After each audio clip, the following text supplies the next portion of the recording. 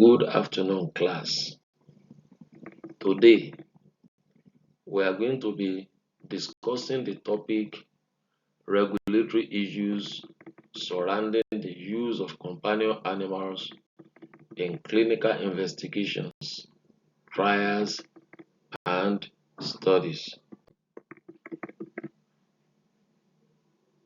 A career in laboratory animal medicine involves the care and use of various animal species, whether large animals or small animals, dogs, cats, sheep, goat.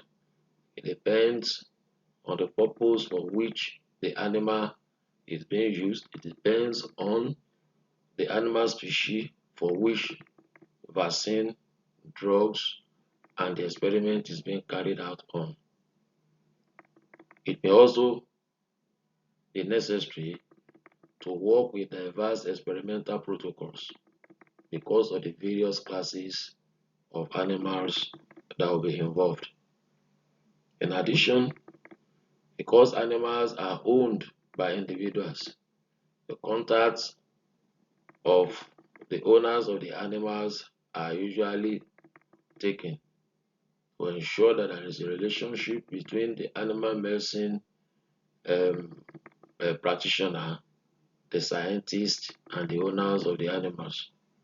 Of course, it is expected that various administrative processes will also be involved to achieve the desired goal.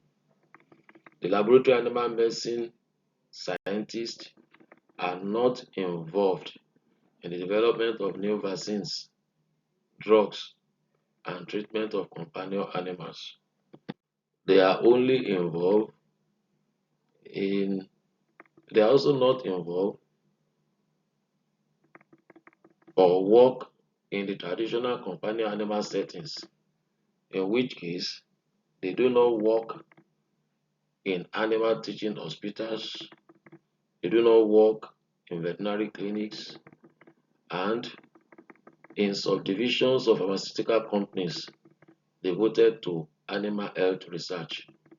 In fact, their efforts are directed at the care and use of animals, which will eventually serve as research model for human biomedical research sector.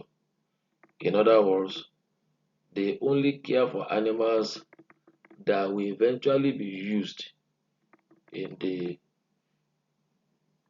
development of new vaccines, testing, and final trials for the benefit of human and other animals.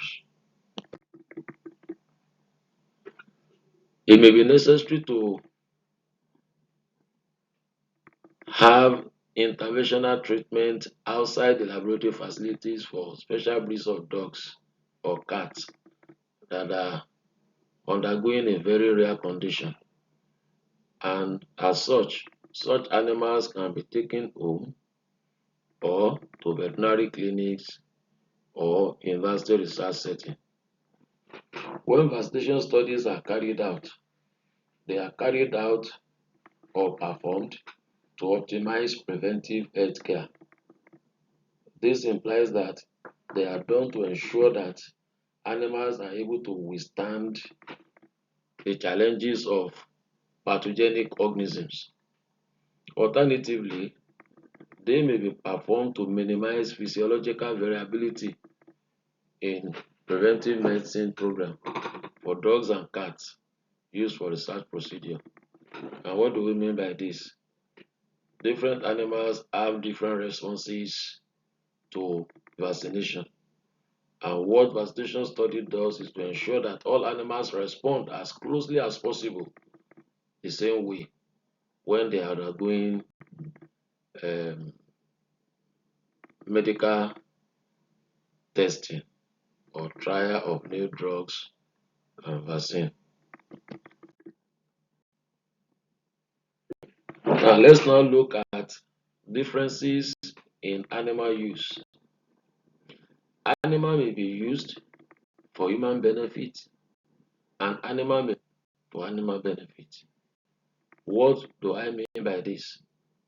When an animal is used in the process of development of new drugs, vaccines, and other health products, such that the final beneficiary of the product is human being. Under that situation, we say the use of the animal is for human benefit. But when the animals are used in the development of new vaccine drugs for the benefit of animals, such situation involve the use of animal for animal benefit. Now, the major difference between the two approaches is that the level of decisional authority for each type of study differs. What do I mean?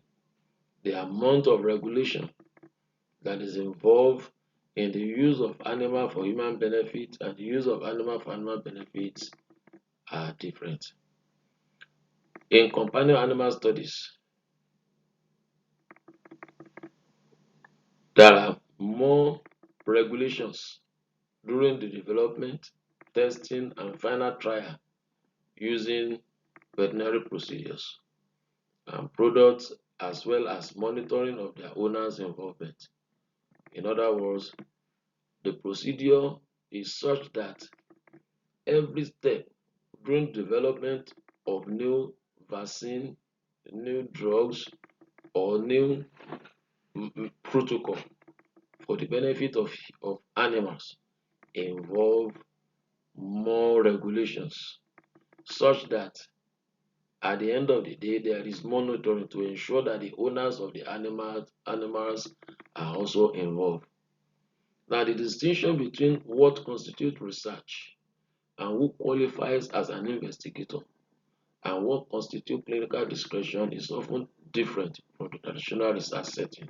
If you want to carry out a feeding trial, the level of regulation that is involved is small compared to when you want to carry out a research that involves development of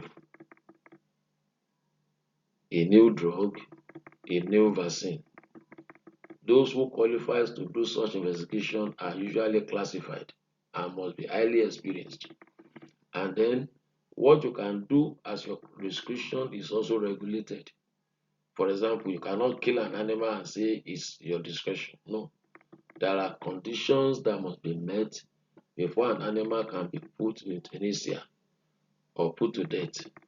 And so there are differences in the regulatory um, authority um, when you are carrying out or using animals for human benefit, or you are using animal for animal benefit. Furthermore, there are a great number of federal authorities that regulate the use of drugs, vaccine, flea and tick products, and new veterinary products in animal research. For example, when you want to test a new drug, or maybe when you want to develop it, you want to develop a vaccine that involve the use of virus. There are regulations that covers the environment where such can be done. There are regulations that determine who are the people that will do it, and so on and so forth. And these regulations are carried out by the federal authorities. When you have animal clinical research, vaccines and drug testing, and the regulation and the monitoring of clinical trials, these may be subjected to two conditions. One, to regulations from various federal government departments. In other words, there are legislations, there are laws that governs how you carry out such trials, how you carry out such testings of new drugs and vaccines. Beyond that, the institutions that are involved may also have specific policies that may address issues not completely covered by the federal rules. For example, what NAFDAC will give as its own procedure will may be subjected to further legislation if the drug is going to be tested, for example, in the Federal University of Agriculture, Abeokuta. The university also has its own rules, also have its own protocols, in addition to what the federal authorities have laid down. Now, the third component of the main topic is the commonality of regulatory intent. What do we mean by this? Whether you are using animal for the benefit of animal or you are using animal for the benefit of human being, whether those who involve are the laboratory animal industry or the drug development industry, there are four things that are common to them. One is that the overall relevance of the study to the human and animal health must be well established. You do not have to carry out a test or develop a new drug that will not be useful to human being or useful to the animal health. Number two, you have to use appropriate species, quality, and number of animals to obtain relevant results.